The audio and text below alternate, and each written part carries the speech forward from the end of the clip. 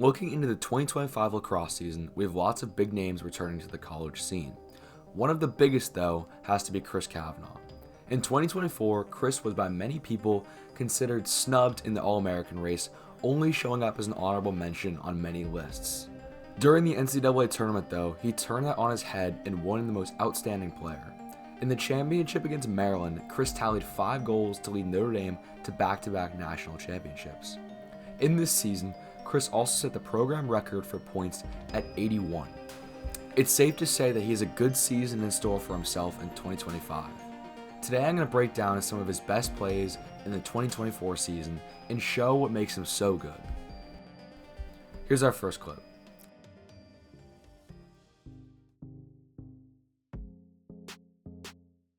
Chris has his defender hung up above the cage in this clip. As he drives up from X, he sees the 2 defenders up top switch. The first thing I want you to notice is his dodging angle. Instead of taking the shortest path to the goal, he dodges outwards first. What this does is gives him room to operate rather than being constrained next to the crease.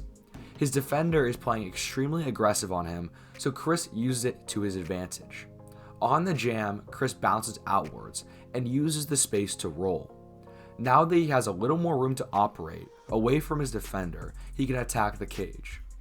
Notice how he attacks the end of his defender's stick where he has the least amount of leverage. Once his defender throws the check, he knows he can now attack upfield at the cage.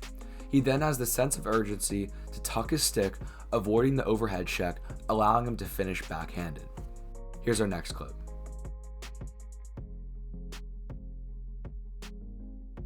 Chris receives this ball with a lot of open space and his defender is flying out at him. He probably could have caught this and shot it, but since he knew his defender was not going to have a good approach, he could get a better shot. When he catches this ball, he attacks right at his defender, closing the space and giving him less time to break down. Once they meet, Chris throws this hitch, causing the D-mid to freeze.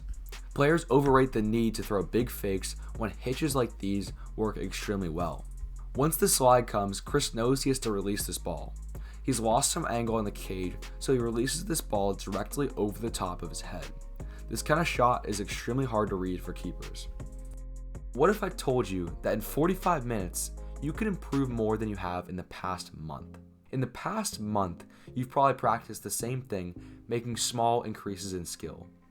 If you spend 45 minutes with a coach reviewing your film, your talent and lacrosse IQ will instantly skyrocket. You don't have to get faster or stronger to get better. The next generation of elite lacrosse players are the smartest ones. If you want to become one of those players, check the link in the description where you get coached on your film by All-American lacrosse players. Here's our next clip. Chris is coming up from X and has constant pressure on his hip. He's driving up on this island fighting for the top side. As he gets half a step in front of his pole, the slide comes in from the top. Since his head was up, he immediately rolls away, making the slide ineffective. On this roll, watch how he keeps his stick tucked nearly to his face, making it impossible for the pole to get a check on him. Again, he attacks the end of the pole stick where he has no leverage and causes him even to fall. Chris then dives in front to increase his angle and finishes this ball. Here's our last clip. As Pat dodges at X, Chris is sitting here on the backside. Chris floats down into open space. Notice how he doesn't cut directly at the cage. This allows him to receive the ball with space away from his defender. In this position that he receives it, most players would immediately cut upfield to the top of the crease. The issue with this is that you're closing the gap between you and your defender, allowing for earlier contact. Chris cuts slightly downfield, leaving the pole in a trail position, giving him room to finish. Since he's at a low angle position from doing this, he crease dives in front to increase his angle. Chris has a bright future ahead of him, and I can't wait to see what he does in the 2024 season. Thank you so much for watching. Please like and subscribe for more videos like this, and don't forget to check out the link in the description if you want to play D1 lacrosse.